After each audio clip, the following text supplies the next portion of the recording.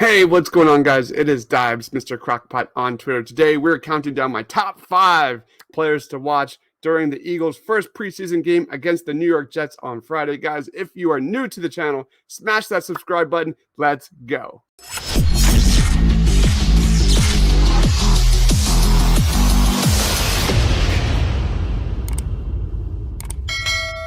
All right, coming in number 5 in my rankings, guys, is Britton Covey. While the Eagles' defense has been generally playing better than the offense during training camp, there is one undrafted rookie here who is turning heads and making his case to be an integral part of the final 53-man roster. Covey is making things hard for the Eagles coaching staff, who will have a tough decision at the wide receiver position when it comes to, picking between guys like Jalen Reagor and Greg Ward and Devin Allen or John Hightower. Britton Covey has gotten first team reps and has also been making very good impressions with the twos during training camp. Britton Covey is an older rookie, but he has managed to pile up 184 receptions at Utah, along with 5 returns for touchdowns. Given how poor the Eagles returning on special teams has been lately, Covey has a real shot to shock a lot of people at Lincoln Financial Field on Friday night. Covey's abilities as a returner and potential in the slot makes him a legitimate option as wide receiver 6, and as of right now, he's looking closer to being in than out when that final roster gets revealed. I think Britton Covey is one of the most intriguing players at training camp right now. Let's move on to my number 4. Coming in number 4 in my rankings is Nakobe Dean.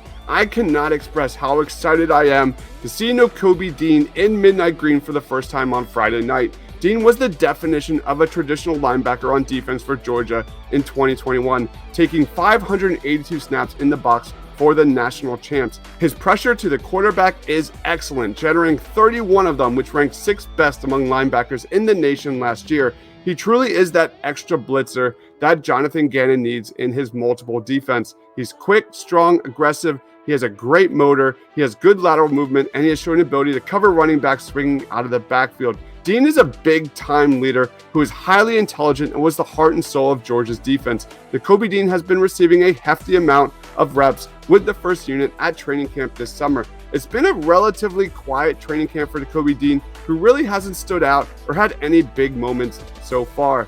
His lack of ideal size and lack of elite athleticism makes him rely on his instincts and intelligence.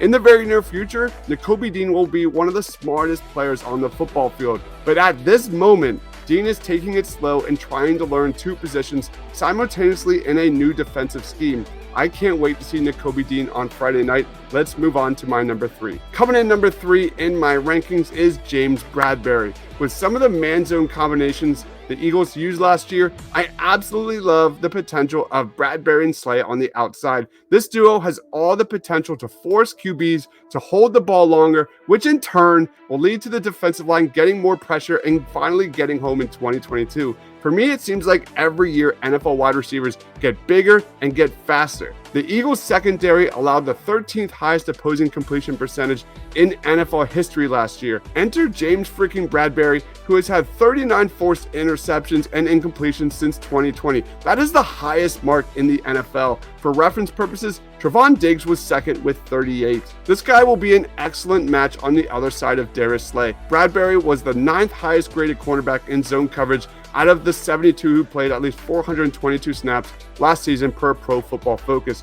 Bradberry has plus size of 6'1", and that should allow him to play press coverage against bigger receivers. James Bradberry completely changes the equation for the Eagles defense this season in a big way, and he's had a very good training camp. I cannot wait to see James Bradberry on Friday night. Let's move on to my number 2.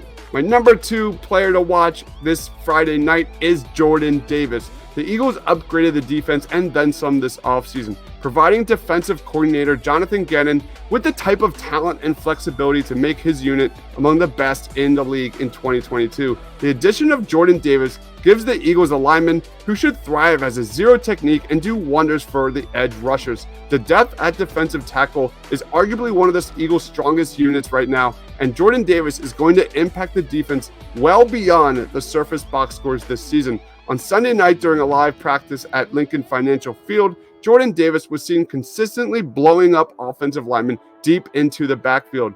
Great pass rushers usually bring pressure from around the edge, but even the great quarterbacks often know how to move around to avoid it or step up in the pocket and stay clean. However, intense pressure up the middle can create major problems, most notably getting into the grill of opposing quarterbacks and instantly changing the scheme of an offense. Jordan Davis's upside is through the roof. We'll find out soon enough just how much he'll mean to Gannon's 2022 defense. I can't wait to see Jordan Davis against the Jets. Let's move on to my number one. You grew up right around here.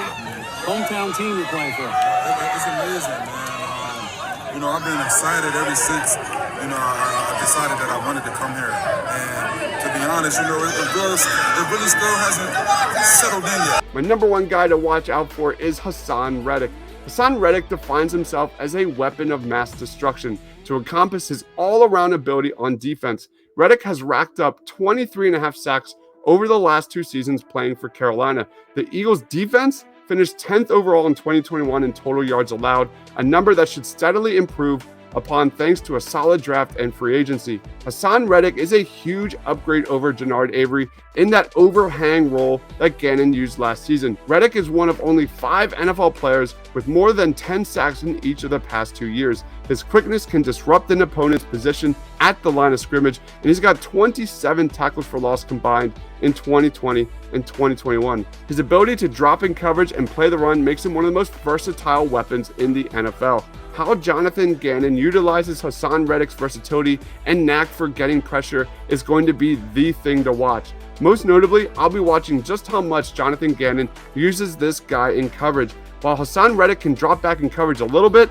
with great power comes great responsibility. Dropping back too much has led Hassan Reddick to experience some growing pains that held him back in 3 underwhelming seasons with the Arizona Cardinals. Jonathan Gannon's multiple defense will feature a wide variety of groupings, and that will limit defensive distinctions between the linebacker and edge rushers on this defense. I think that will allow Hassan Reddick's versatile skill set to shine. If Reddick gets some early snaps on Friday night, you can surely bet that all eyes will be on this guy and just how much or how Jonathan Gannon utilizes him on this defense. So those are my top 5 players to watch on Friday night against the Jets. Did I miss anybody? Let me know down in that comment section below. Thank you everyone for watching. You can follow me on Twitter at Mr. Crockpot. Stay awesome, everyone.